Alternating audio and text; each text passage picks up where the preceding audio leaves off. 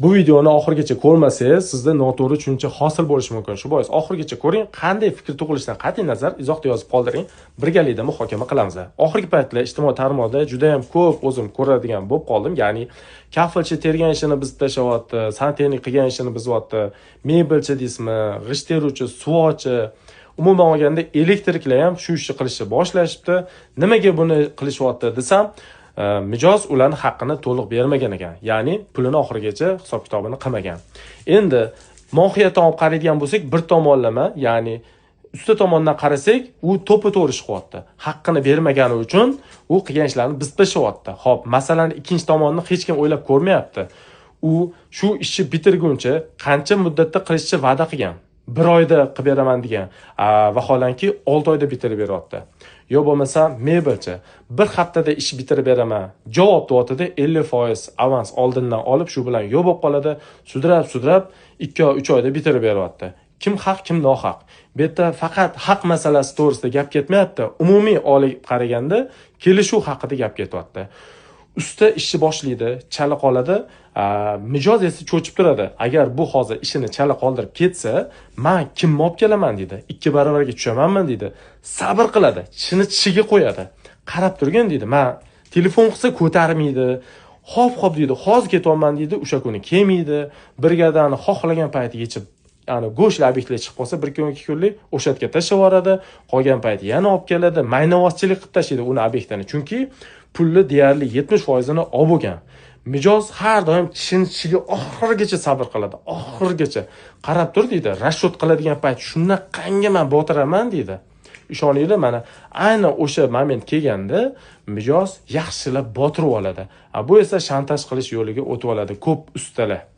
To'g'ri, 100% usta nohaq, mijoz haq demayman. Bu yerda kelishuvga ham bog'liq. Lekin men shaxsan o'zim deyarli 90% obyektlarim muammoli obyektlar bo'lganligi sababli va muammoni bilganligim sababli shu xulosaga keldim. Ustalarga tavsiya. Shaxsan o'zimni 8 yillik tajribamdan kelib chiqib ayta olaman. 8 yil davomida men har doim shu savolni ustalarga berib kelganman, haligacha beraman. Qanaqa qilib mijoz sizlarni uxlatib yuborishi mumkin? Shu paytgacha bironta mijoz meni uxlatmagan. To'g'ri, va'dasiga xilof ish qilgan holatlar bo'lgan, ya'ni kelishuvni sal o'zgartirmoqchi bo'lgan, xiyla nayrang qilmoqchi bo'lganlar uchragan, misol uchun. Ozgina 1 million, 2 million, misol uchun 300 ming, 400 ming qatorda pulimiz qolib ketgandir. Lekin hozirgi holatga o'xshab tikka uxlatib yuborgan mijozlar shu paytgacha bo'lmagan bizda.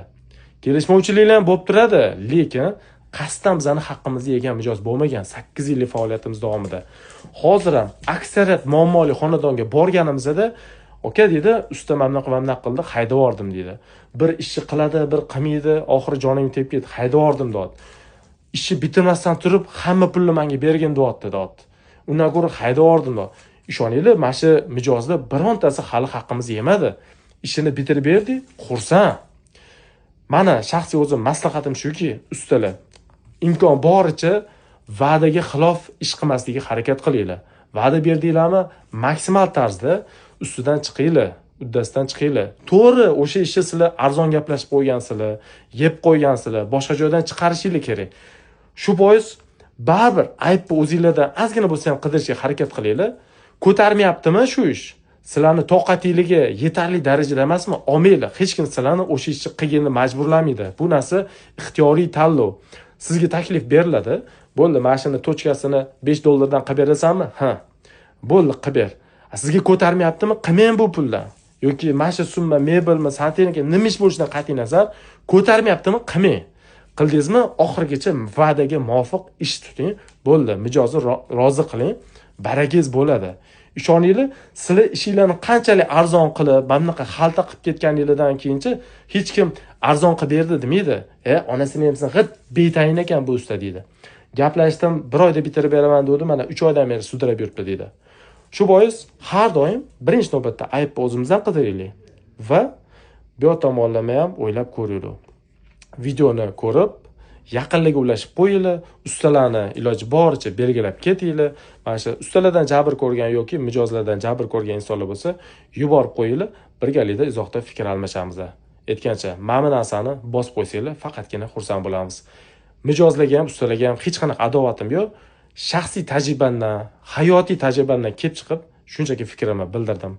Fikrimni hurmat qilinglar, iloji bo'lsa negativ yozmanglar.